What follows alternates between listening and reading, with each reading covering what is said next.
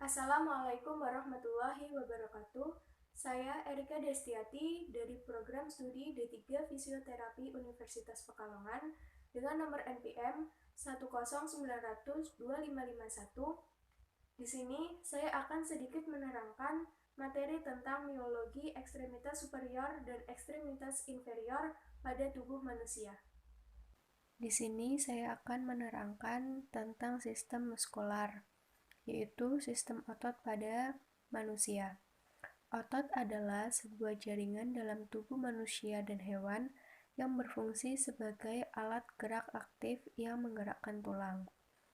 Otot sendiri terbagi menjadi dua bagian, yaitu ekstremitas superior dan ekstremitas inferior.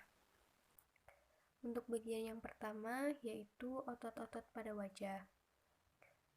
Yang pertama ada musculus occipitofrontalis, berfungsi untuk menggerakkan kulit kepala dan menciptakan kerut pada dahi. Terletak pada dahi itu yang seperti gunung. Kemudian yang kedua ada musculus temporoparientalis, berfungsi menggerakkan kulit kepala. Yang ketiga yaitu ada musculus orbicularis oculi, yaitu lingkaran pada mata, berfungsi untuk menutup kelopak mata dan menggerakkan alis mata. Kemudian ada musculus procerus yang berfungsi menarik turun kulit dahi dan alis mata. Ke bawah lagi ada musculus nasalis, yaitu berfungsi untuk menggerakkan cuping hidung dan hidungnya itu sendiri. Kemudian lanjut ke bawahnya, yang berbentuk oval, yaitu musculus orbicularis oris, berfungsi menutup bibir, menggerakkan cuping hidung, pipi, dan juga kulit dagu. Selanjutnya ke pipi, tulang pipi. Di situ terdapat musculus levator labii superior yang berfungsi menarik bibir atas ke lateral dan atas. Kemudian musculus zygomaticus minor. Musculus zygomaticus terdiri dari dua, yaitu minor dan mayor. Yang pertama adalah musculus zygomaticus minor, berfungsi menggerakkan bibir, cuping hidung, pipi, dan kulit dagu. Kemudian musculus zygomaticus mayor yang berada di bawahnya berfungsi menarik sudut mulut ke arah lateral dan atas. Kemudian ke bawahnya yaitu ada musculus buccinator. Musculus buccinator berfungsi menegangkan bibir, meningkatkan tekanan intraoral ketika meniup dan mengunyah. Kemudian ada musculus masseter, yaitu yang tumpang tindih dengan musculus buccinator, berfungsi untuk elevasi dan protasi mandibula. Kemudian ada musculus mentalis, yaitu yang ada di dagu. Musculus mentalis berfungsi untuk membentuk lekuk di dagu, eversi bibir bawah.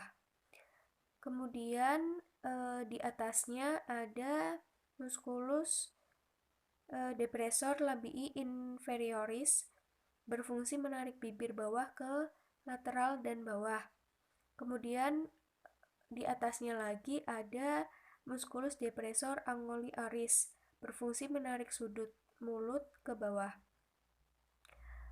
Kemudian ada juga musculus levator anguli-oris, yaitu sebelahan dengan levator labii superior, yang berfungsi menarik sudut mulut ke arah medial dan atas. Kemudian selanjutnya otot-otot pada leher. Yang pertama adalah musculus sternocleidomastoideus, yaitu ketika kita menoleh ke arah kanan atau ke arah kiri, itu terdapat seperti benjolan, dan itu yang dinamakan dengan musculus sternocleidomastoideus. berfungsi untuk menguatkan letak kepala. Kemudian ini ada yang lebih jelasnya untuk musculus sternocleidomastoideus, yaitu yang merah itu adalah musculus sternocleidomastoideus. Kemudian selanjutnya ada musculus platysma. Musculus platysma yaitu musculus berada di leher, itu yang lebar di leher, berfungsi untuk menarik mandibula ke bawah dan menegakkan kulit wajah bawah dan leher. Kemudian ada musculus splenius capitis, berfungsi untuk pergerakan utama ekstensi kepala. Kemudian ada musculus trapezius, yaitu berfungsi untuk menstabilkan dan menggerakkan skapula. Musculus trapezius berada di belakang. Untuk otot yang selanjutnya yaitu ada musculus pectoralis major, berfungsi untuk aduksi terutama pada posisi elevasi lengan dan rotasi ke dalam. Kemudian ada musculus pectoralis minor yang berfungsi untuk mengangkat iga bagian atas pada saat lengan diangkat dan pada saat fiksasi lingkar bahu. Kemudian untuk di toraksnya itu berfungsi memperlebar torak otot bantu pada saat inspirasi dalam. Kemudian ada musculus subcapularis. Musculus subcapularis berfungsi sebagai sendi bahu, yaitu rotasi ke dalam. Kemudian ada musculus supraspinatus yang berfungsi pada gerakan abduksi pada bidang skapular sampai posisi horizontal, rotasi keluar. Kemudian ada musculus teres minor yang berfungsi untuk rotasi keluar, aduksi pada bidang skapular. Dan ada musculus teres mayor, berfungsi untuk gerakan rotasi ke dalam, aduksi pada bidang skapular. Dan ada musculus infraspinatus yang berfungsi pada gerakan rotasi dan abduksi bidang skapular pada sendi bahu. Untuk selanjutnya pada otot-otot bagian lengan atas, yaitu ada musculus biceps brachii yang berfungsi untuk gerakan abduksi, anterversi, dan rotasi ke dalam, kemudian juga gerakan fleksi dan supinasi. Kemudian ada musculus brachialis berfungsi pada sendi elbow, yaitu gerakan fleksi. Setelah itu ada musculus brachioradialis yang berfungsi untuk gerakan fleksi, pronasi, atau supinasi. Pergerakan memutar dari posisi akhir yang berlawanan ke posisi tengah. Kemudian ada pronator teres, musculus pronator teres, yaitu untuk gerakan pronasi. Kemudian ada musculus flexor carpi radialis, berfungsi untuk gerakan fleksi, pronasi, itu untuk yang berhubungan dengan sendi elbow. Kemudian pada sendi wrist itu gerakan palmar fleksi, abduksi ke arah radial. Selanjutnya ada musculus palmaris longus, yaitu berfungsi untuk gerakan fleksi dan pronasi pada sendi elbow dan gerakan palmar fleksi, penegangan aponeurosis palmaris pada sendi wrist. Kemudian musculus flexor carpi ulnaris, berfungsi gerakan fleksi pada sendi elbow, gerakan palmar fleksi, abduksi ke arah ulnar pada sendi wrist, dan sendi-sendi dasar jari kedua dan kelima hingga kelima, gerakan fleksi aduksi. Kemudian pada sendi jari proksimal 2 hingga 5 adalah gerakan fleksi. Otot-otot tersebut berjajar, sejajar letaknya. Kemudian ada flexor, ada musculus flexor digitoris superficialis, yaitu berfungsi gerakan fleksi untuk sendi elbow, gerakan palmar fleksi, dan abduksi ke arah ulnar pada sendi wrist. Kemudian ada musculus supinator. Musculus supinator berfungsi untuk gerakan supinasi. Kemudian ada musculus pollicis longus yang berfungsi palmar fleksi, gerakan palmar fleksi, yaitu untuk sendi wrist, oposisi untuk sendi pelana ibu jari, dan gerakan fleksi untuk sendi ibu jari. Kemudian ada musculus pronator quadratus yang berfungsi untuk gerakan pronasi pada sendi radio ulnar. Musculus bicep dan tricep, ini yang lebih jelasnya. Bicep itu yang ada di atas menonjol ketika kita kontraksi, dan ketika kita relaksasi maka tricep kita akan yang lebih menonjol. Musculus tricep brachii berfungsi untuk gerakan aduksi pada sendi bahu dan ekstensi pada sendi elbow. Yang selanjutnya adalah miologi ekstremitas inferior. Terdiri dari 3 regio, yaitu regio hip, regio knee, dan regio ankle.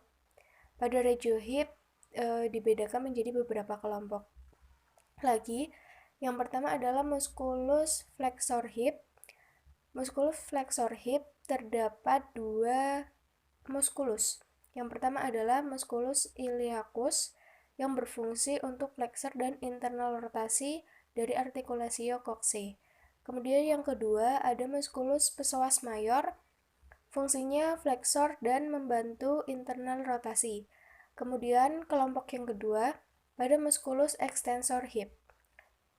Yang pertama ada musculus gluteus maximus yang berfungsi untuk ekstensi hip. Kemudian musculus bicep femoris berfungsi mengangkat articulatio coccyx, articulatio genu, articulatio tarsea, menegangkan articulatio genu dan mengabduksi crus. Yang ketiga, musculus semitendinous berfungsi untuk menegangkan articulatio coccyx dan articula tarsea, membengkakkan articulatio genu. Kemudian ada musculus semimembranosus berfungsi menegangkan articulatio coccyx dan gerak bervariasi. Yang ketiga adalah musculus abduksi hip. Musculus abduksi hip terdapat 1 musculus, yaitu musculus gluteus medius yang berfungsi adduksi hip, serabut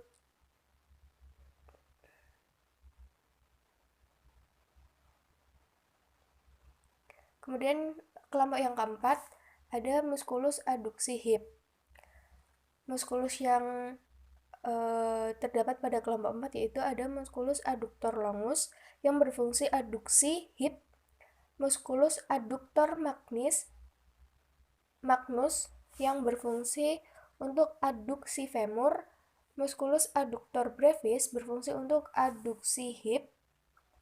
Kemudian ada musculus pectineus yang berfungsi juga untuk adduksi hip, dan musculus gracilis berfungsi untuk adduksi. Yang kelima, kelompok yang kelima yaitu musculus exorotator hip. Musculus yang pertama yaitu musculus piriformis, berfungsi untuk abduksi dan eksternal rotasi hip. Yang kedua, musculus quadratus femoris, berfungsi untuk adduksi dan eksorotasi, membantu fleksi hip. Yang ketiga yaitu musculus obturator internus, berfungsi untuk eksternal rotasi. Kemudian ada musculus obliturator externus, berfungsi untuk eksternal rotasi. Musculus gemellus superior, berfungsi untuk eksternal rotasi, abduksi, membantu ekstensi hip. Dan yang terakhir, musculus gemellus inferior, berfungsi untuk eksorotasi, abduksi, dan membantu ekstensi hip. Kemudian kelompok yang terakhir adalah musculus internal rotasi dan musculus gluteus minimus yang berfungsi untuk abduksi, endorotasi, dan membantu fleksi hip. Yang kedua yaitu regio padani. Regio padani dibedakan menjadi dua kelompok musculus. Yang pertama, musculus flexor knee atau musculus hamstring. Musculus hamstring terdapat 3 musculus, yaitu musculus bicep femoris yang berfungsi untuk fleksi knee. Kemudian ada musculus semitendinosus yang berfungsi untuk fleksi knee juga, dan musculus semimembranosus juga untuk fleksi knee. Yang kedua ada musculus extensor knee atau musculus quadricep. Terdapat 3 musculus. Yang pertama musculus rectus femoris, berfungsi untuk ekstensi knee. Yang kedua musculus vastus intermedius yang berfungsi untuk ekstensi knee. Dan yang ketiga ada musculus vastus medialis untuk ekstensi knee juga. Yang terakhir yaitu pada regio ankle.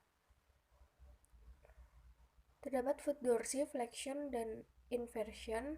Di situ ada musculus tibialis anterior, berfungsi untuk dorsofleksi atau fleksi ankle dan supinasi kaki.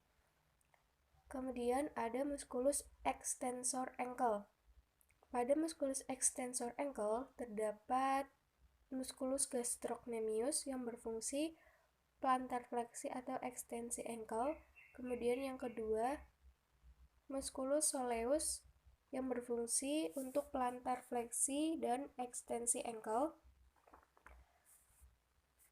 Kemudian ada foot inversion from plantar flexion. Di situ ada musculus tibialis posterior berfungsi untuk inversi dan plantar fleksi.